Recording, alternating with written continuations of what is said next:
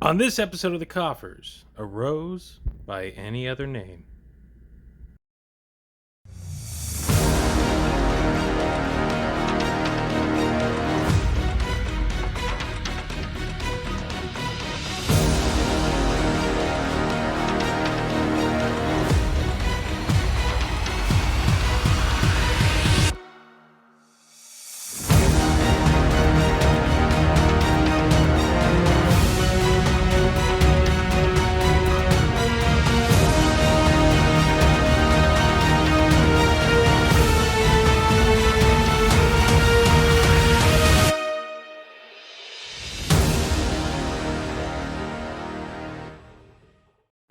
Well, it took nearly 40 years, but Bandai finally produced a Rose Biollante.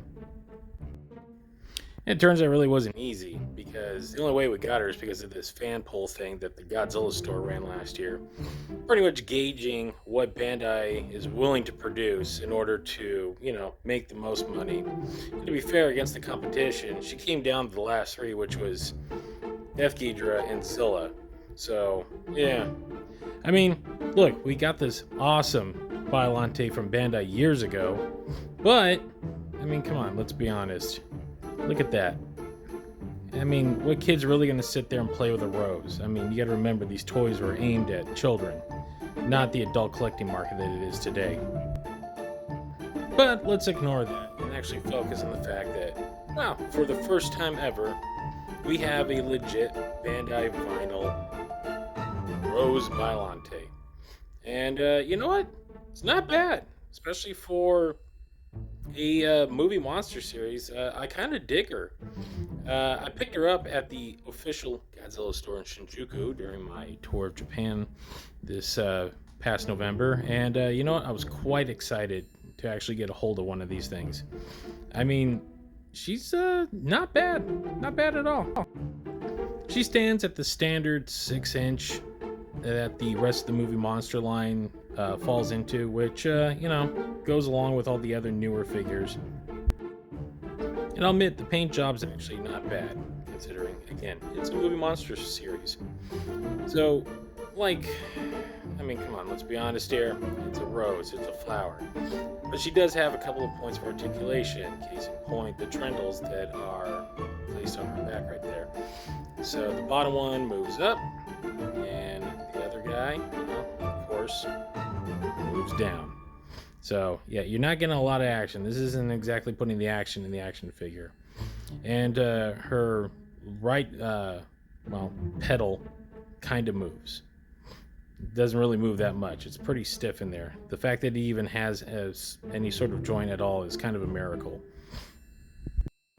And, of course, there's the attached tag, which shows her in her dying moments with the standard markings as comes with every Bandai vinyl. And actually, this one has got a little bit of a color, considering the last few tags have been in black and white. That said, I kind of dig it. I'm a Bandai completionist at heart, and having Rose Biollante in this line, well, that's a dream come true. I'm not complaining. Essentially, you're paying money. I paid close to $30 for this thing, which is essentially it's on par with, I hate to say this, the old McFarlane Staction figures. But then again, it's Bandai, Beggars cannot be choosers. So, other than that, like I said, I really enjoy it. So now, let's just bask in her glory, give you guys a little bit of look at the detailing that is this figure. I would highly recommend it. You can order it through the Godzilla store.